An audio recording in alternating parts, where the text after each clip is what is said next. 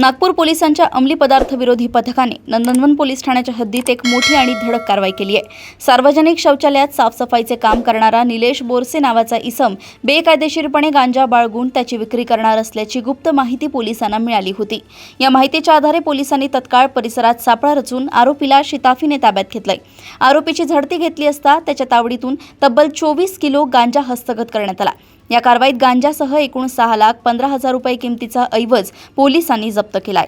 पुढील सखोल तपास नंदनवन पोलीस करतायत। बरोबर आहे। माननीय पोलीस आयुक्त Shri Vishwas Nangare Patil sir, DCP crime Shri Deepak Agarwal sir, ACP crime Shri Vaibhav Patil sir आणि आमचे माननीय पोलीस निरीक्षक दर्शन पाटील साहेब, आम्हाला वरिष्ठांकडून सूचना मिळाल्या होत्या की अंमली पदार्थ विरोधी मोहिमेमध्ये मोहीम राबवण्याची कंटिन्युअसली चालू आहे। त्याप्रमाणे आम्हाला माहिती मिळाली होती की आरोपी निलेश बोरसे हा सार्वजनिक शौचालयामध्ये साफसफाईचं काम करतो आणि त्याच्याकडे गांजा आहे आणि तो कोणाला तरी विकणार आहे अशी माहिती मिळाली होती।